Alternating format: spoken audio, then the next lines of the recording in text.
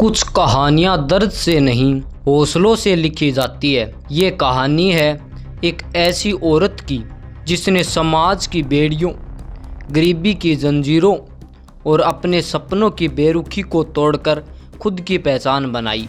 जब हर रास्ता बंद हो गया था तब उसने खुद अपने लिए एक नया रास्ता बनाया। ऐसी ही औरत की आपके सामने मैं ये कहानी पेश कर रहा हूँ। सीमा एक छोटे से गांव में जन्मी थी। उसका जन्म एक ऐसे परिवार में हुआ था जहां बेटियों को बोझ समझा जाता था।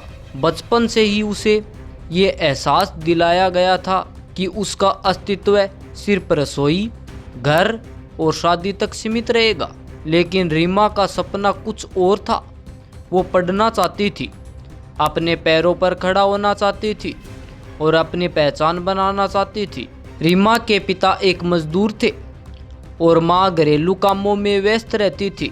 3 भाई थे जिन्हें स्कूल भेजा गया, लेकिन रीमा से कहा गया, लड़कियों को पढ़कर क्या करना है, आखिर में तो पराया धन ही है। लेकिन रीमा हार मानने वालों में से नहीं थी। दिन में घर का सारा काम करती और रात को अपने भाइयों की पुरानी किताबें छुपकर पढ़ती। अंधेरे कमरे में दीपक की रोशनी में उसका सपना भी धीरे धीरे रोशनी लेने लगा।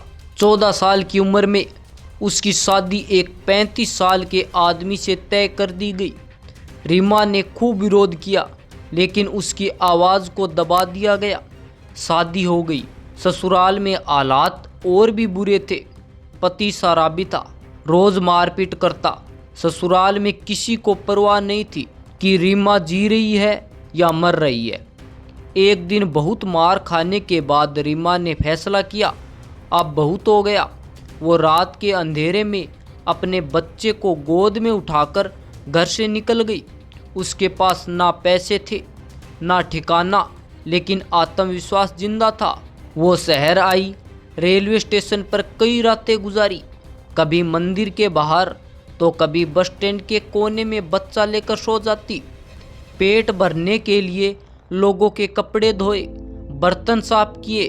दिन में काम, रात में बच्चा और किताबें। लेकिन रीमा ने पढ़ाई नहीं छोड़ी। उसने एक सरकारी स्कूल में दाखिला लिया जहां उसे फ्री शिक्षा और एक वक्त का खाना मिला। धीरे धीरे पढ़ाई में आगे बढ़ी और 10वीं पास की, फिर 12वीं। लोग ताने देते थे, इतनी उम्र में पढ़ाई। लेकिन रीमा के अंदर आग थी, वो रुकने वाली नहीं थी। रीमा ने नर्सिंग कोर्स के लिए अप्लाई किया। मेहनत, लगन और ईमानदारी से उसने वह कोर्स पास किया। एक सरकारी अस्पताल में नौकरी लग गई। वो दिन अब भी याद है जब उसे पहली बार सैलरी मिली।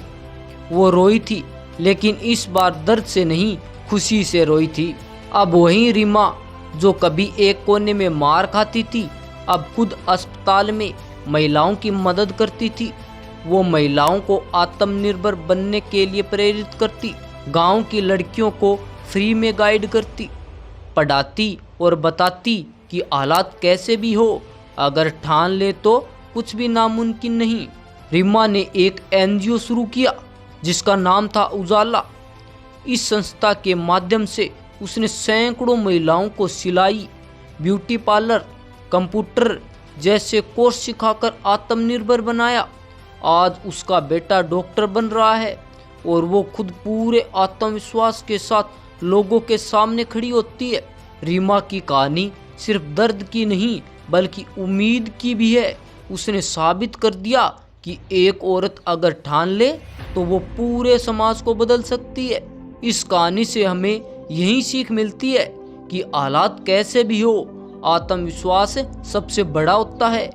महिलाएं केवल सहन करने के लिए नहीं बनी है, वो बदलाव की शुरुआत भी कर सकती है। समाज क्या कहेगा ये सोचकर नहीं, खुद क्या करना है ये सोचकर जीना चाहिए।